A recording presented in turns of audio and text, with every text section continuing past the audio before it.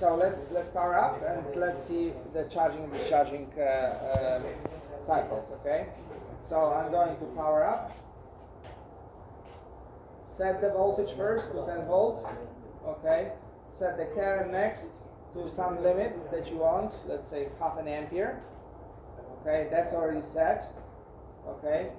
Oscilloscope I have to also power. It takes a few moments, about 10-15 seconds for the oscilloscope to, like if it was depowered recently, so it would come on instantaneously, but normally it would take 15 minutes to load everything. 15 So, minutes? No, 15 seconds. Oh. 10-15 seconds.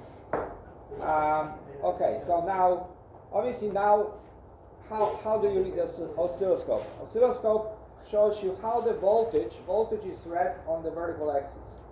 Okay. If the voltage was, let's say, constant, it would be how the constant voltage changes with time. Well, it's never changes. Okay, so the voltage would be straight line if it was constant voltage. Okay. But this voltage across the capacitor, because I'm measuring the voltage across the capacitor, would be rising, but if I measure this with time, then it will be, I'm going to plot this curve like this. And then if I'm observing discharge, it would be going exponentially down. Okay, so that's what I'm going to do. So let's power this. Okay. And by the way, my oscilloscope, because I used the setting with another class, it's automatically synchronizes itself. But sometimes you would see this jumping line. If you see the jumping line, I can help you to set this up. But normally, in order to achieve this stable waveforms, you would need to play with the scale. This scale is for adjusting the time units. Okay, and this scale is for adjusting voltage units. Okay, voltage units you read here at the bottom. So right now, this voltage scale says that I have 2 volts per box. Okay, so if I freeze this picture, it's like this. I froze this. Okay, like you press this button. Okay, so let's count how many volts the voltage changed. Okay. Well, the voltage changed from this. By the way, I can adjust, because when you are when you're using fresh oscilloscope, you have to adjust where the arrow is. So with this position, you can adjust this. Okay, I can have this 0 here. I can put 0 anywhere, but I might as well put 0 right at the bottom. Don't go too much to the bottom, right at the last. Sorry, here.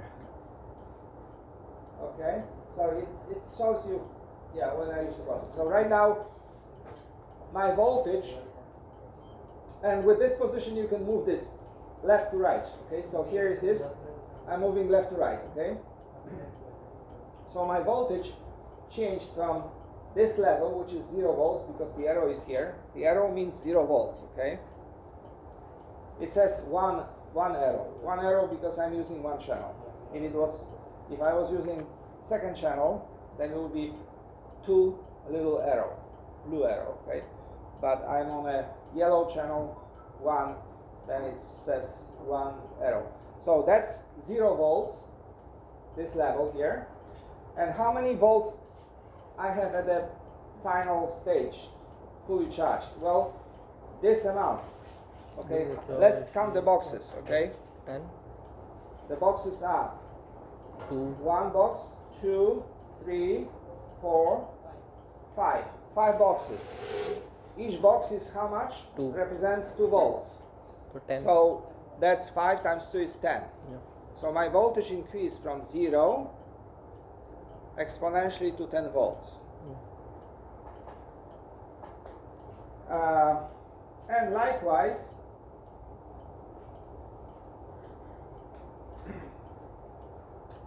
you see where I stopped before completing the full discharge. So let me enable running again. And let me capture the discharge now. Not the best. Yeah. Okay, so you see, from maximum 10 down to 0. Okay, so again, I captured this discharge of the capacitor. Okay, but so well, let's count the time. Let's measure the time. So let's go for the, let's say, charged. Well, let's go for the discharge. Okay. So how do I measure this? I can still stretch this. I'm not changing anything about the values. I'm able to stretch this. Okay. So by playing with this and this. Okay. So I can stretch this even more. Like here, perfect. Okay. So I stretch this. So why? Because I want to know when it touches the ground, when it touches the 0 volts, okay? Because if I imagine, like, instead of the guys, what are you doing? You know, now I know that my event starts here at this moment in time and ends here at this moment in time. I have lots of area. I can see that clearly, but imagine this situation. If I go with this, will I be able to measure, even like with this, would I be able to measure this precisely? Not really, because it's so little, kind of space-wise is very, very narrow. Okay, so you try to stretch this. You are not changing anything about the time tau. Okay, but you are just kind of zooming in or zooming out, okay? It's just for measurement's sake, okay? Otherwise, your measurements would be not accurate, okay? So let me stretch this. Okay, like this, nice, okay? And now let's count.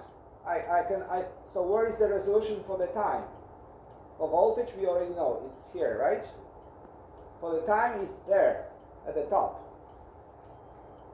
Okay, how much it says? 10 milliseconds. Yeah. That means that one box represents 10 milliseconds, okay? So let me position this at the beginning of the box. So right now it's almost at the beginning of the box, right? So I just want to position this at the beginning of the, like at the here, at the box, okay? So let me do that. Right here. Okay, so you see that moment starts on a box, okay, on the left edge of the box, okay, and then where the discharging ends? Well, right here, somewhere there, right? Yeah. Okay, so let's count the boxes. 1, 2, 3, 4, 5, 6, 7, 8. I would say 8, even 8 and a half maybe. Yeah. 8 and a half, right? So 16, 17 volt. Not volts. We are counting now time. Oh, yeah. So if it was 8 boxes, 8 times 10, 80 milliseconds.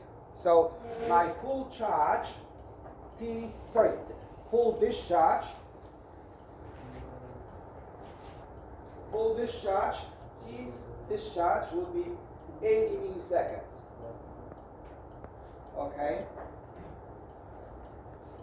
So you can manually count the boxes, multiply by resolution, and you can figure out what's the voltage change or what's the event, how long was the event, okay? But there is another way, a little bit more accurate, and this way is by activating the cursors. By the way, you can read the voltages. So here, please, if I'm on quick view, you have to press this button here. On a quick view, okay, it tells you the levels of the voltages. It tells you that this voltage is 10 volts. It tells you that this voltage is some millivolts. So it is not precise here. It doesn't tell you 0 volts, but you know, if it says 40 millivolts or minus 40 millivolts is still 0 volts, okay? So basically it tells you the levels. If you're on a quick view, it describes some features of the waveform, okay? Instead of, so helps you to read, okay? However, and it even says time fall, TF. TF stands for fall time, or time fall. It says 44 milliseconds, but the way it's measured, it's like this.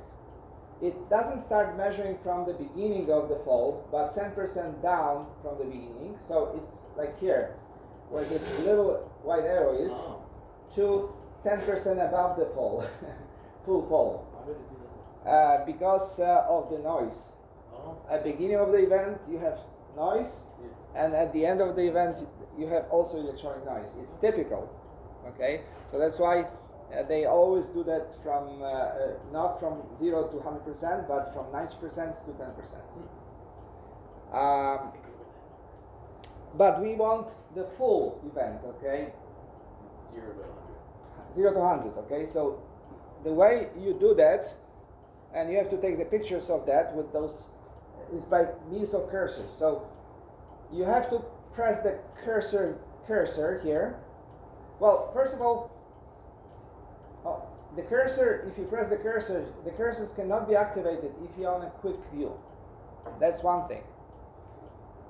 I mean, some oscilloscopes would allow you to do that, but not this one, okay? So first of all, I need to come out of the quick view. So these characteristics written are gone, not displayed. And then I have to press cursor. Now, well, it came up automatically, but you might not see that. You might see like something like that, okay? So you press the cursors here, and then with this dial, you choose what type of cursor you want. So do you want a voltage measurements cursor, or do you want a time cursor? I want the time cursor, okay? So when I'm on time, you press, let me do that again. Okay, so time with this dial, and then push the dial, okay? You still have this menu, so you can push again, because you must get rid of this menu, or you can push this or this again. Okay, so now I have cursors. Look, I have this cursor, vertical line, and this cursor, vertical line. Yeah. I have two cursors. So I can measure something from beginning to the end with two cursors, right? So now let me position. How do you position these cursors? Well, this one is highlighted now, so it's active cursor. And this one is dotted line, so it's inactive, okay? So now with this dial, I can move active cursor, okay? So let me position this active cursor. You see, I'm moving the active cursor. Yeah. Okay, so let me position this at the beginning, very beginning of the discharge, right here. Right? Current is 0.06. Okay, this is the beginning of the discharge event. And then let me change the focus for cursor 2. So with this dial, again, the same dial, press enter, and now this is highlighted. Yeah. Okay, if I press enter again, both will be highlighted. You don't want to move them both at the same time. You want to move one at a time, okay? So I have to press again, attention on cursor 1, but I need attention on cursor 2, okay? So I have cursor 2 now active, and then I have to move it to where the discharging event stopped. Well, I mean, when the capacitor was fully discharged. So right here, I would say. Is it? Mm-hmm. Somewhere here. I mean, it's judgmental. It's near 0 at that point. Yeah. Okay. And how do I read this? Well, it says here, delta T. So we want delta T because we're just measuring the beginning and the end. Yeah, we are measuring spread within the cursors in time. Right. Okay. So my delta T is 86. We estimate it to be 80, okay, but exactly to be is 86, okay. So my discharging time is 86. So how do I find the tau from that? What do I do? Well, divide by 5. Because the full discharging takes 5 taus. Yeah. So I have to divide 86 by 5. And then I'll be getting what? 86 by 5. That's about 16, 17. 8 10 12 14 16 Yeah, about 17. 17 point something. So my tau would be my tau would be 17 milliseconds, about 17 milliseconds. Okay. 17 milliseconds. And you measure similarly charging time. So if I go now back to see few cycles, so release. Okay, if I stop somewhere here, oops, sorry, here. So again, so this is my charging, okay? But again, I don't want to measure on this squeezed picture, okay? I want to kind of elongate this, okay? As long as I can, and with this, here, this is a nice picture, right? So, but you have to fit the whole charging. Well, actually, this is too much. I mean, I have to be a little bit less, like here. Do I have everything? Yes, I have. Because look, my charging starts here at this moment and doesn't finish. Look, many some students were making this mistake. Look, so they measured from this moment all the way to the end, and then, like what I'm saying is that they try to measure from that moment to that moment. This is not correct measurement, okay? Because your charging ended here earlier. Your charging ended when you were already at at 10, okay? And then you stayed at 10. So basically, when I'm stretching this,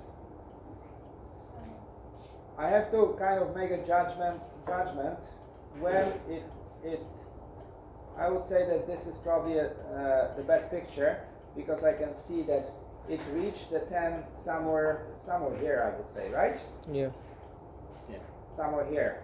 So again, with two cursors, cursor 2, let me position first cursor 2. So cursor 2 at the end, so that would be this position somewhere here, right? Yeah. And then focus on cursor 1. Both in one. Right? At the beginning is The beginning. Can you move it down to see? yeah, you can adjust this on your scope, okay? So somewhere there.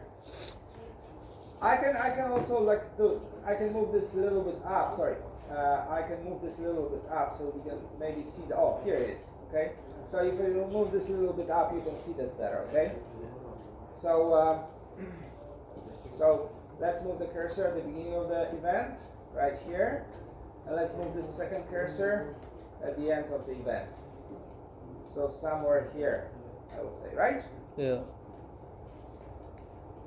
So cursor indicating beginning of charging, and cursor End of the End of positioned at the end of the charging, okay? So how many boxes, boxes we counted already. So what is the delta? Delta is 268. So it's, that's full charge, that's 5 taus. So if you want 1 tau, you need to divide by 5, okay? And that would be, why the charging is longer? Well, because the charging happens to the bigger resistor. You see, the charging happens to the 240, and the discharging happens to the lower resistor, 1K. So it takes longer to pump the current through because the current is smaller. 2.4 kilo ohms is almost 2.5 times bigger than 1K. Okay, so 2.4 kilo ohms allows smaller current, so it would take longer to deliver the charges to fully charge the capacitor. Okay, that's why a charging time is longer, because your R is bigger. So what you need to do is generate pictures like these, okay, and then